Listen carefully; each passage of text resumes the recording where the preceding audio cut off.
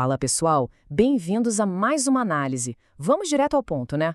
É uma frustração universal. A gente trabalha duro todo santo dia, do amanhecer ao anoitecer, e na hora de olhar a conta bancária, cadê a riqueza? É aquele ciclo cansativo de suar a camisa, pagar boleto e, no fim das contas, não ter absolutamente nada de concreto para mostrar depois de anos de esforço. Então, por que a gente trabalha tanto e poupa tão pouco?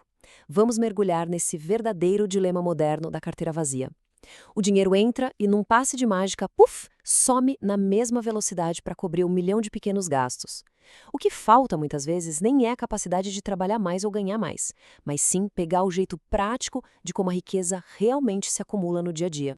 E olha que interessante, a resposta para essa nossa sobrevivência financeira moderna está lá no passado, ancorada no texto clássico O Homem Mais Rico da Babilônia, do George S. Clason. Explorando os relatos sobre a cidade mais rica do mundo antigo, fica super claro que o dinheiro hoje obedece exatamente às mesmas leis de 6.000 anos atrás, e são essas as leis que a gente precisa dominar. O nosso guia prático de hoje passa por esses 5 passos. Vamos ver o dilema da carteira vazia, a primeira regra de ouro, como evitar aquele desperdício diário, depois como multiplicar essas economias e, por fim, como proteger o futuro financeiro.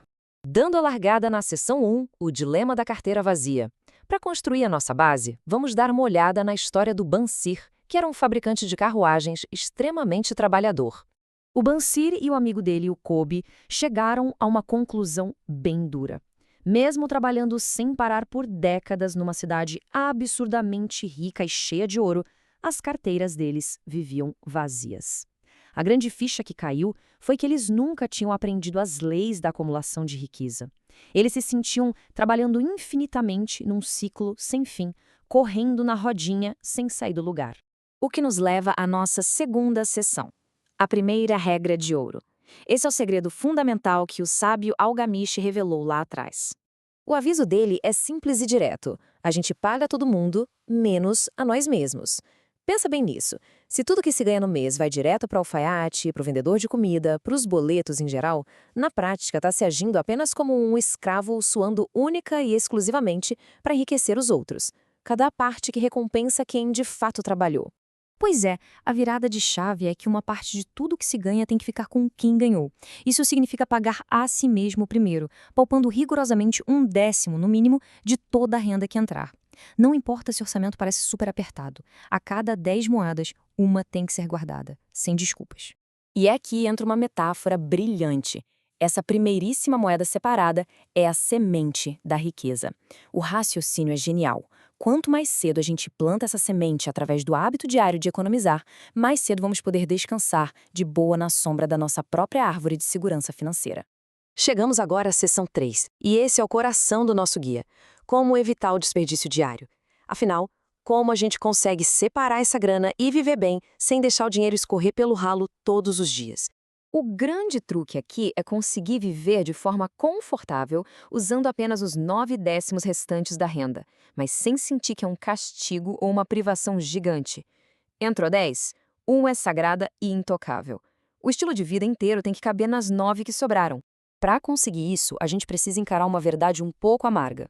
Aquilo que a gente costuma chamar de despesa necessária vai sempre crescer e engolir todo o nosso dinheiro, a menos que a gente saiba separar ativamente o que é necessidade real daquela lista interminável de desejos. E olha, ganhar mais não resolve o problema não, porque os desejos simplesmente se multiplicam junto. É bem como o agricultor que precisa arrancar as ervas daninhas para salvar a lavoura. A gente tem que cortar o desperdício diário na raiz. Os textos originais trazem exemplos muito práticos sobre isso. Sabe aquele hábito de comprar uma marca cara só por costume? Dá para trocar por alternativas de alta qualidade com preços bem menores. Outra dica valiosa dos relatos é renegociar o valor do aluguel ou da moradia para cortar os excessos. É fundamental ficar de olho no custo do dia a dia e fechar a torneira do desperdício. E é exatamente aqui que o orçamento entra em cena como um verdadeiro escudo. Ele é a melhor ferramenta para eliminar o ralo financeiro. O passo a passo é, primeiro, estimar a renda total, depois, escolher o que é necessidade absoluta e então cortar os desejos que passam daquele limite dos 9/10. Qualquer vontade que sobrar vira só um desejo a ser ignorado sem culpa. É o orçamento que defende nosso bolso daquelas comprinhas por impulso e dos gastos casuais. Bom, vamos para a seção 4, multiplicando as economias. Quando o hábito de poupar a 10ª parte já está no sangue e o desperdício foi cortado, o que fazer com aquele tesouro que está crescendo? Porque só juntar moedas numa gaveta não é o objetivo final, certo? O dinheiro precisa trabalhar para a gente, como um escravo dedicado e incansável.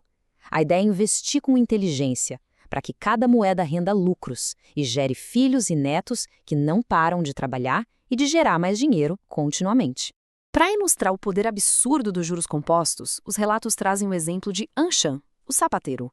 Ele pegava apenas 2 pequenas moedas de prata toda semana e as colocava para render juros.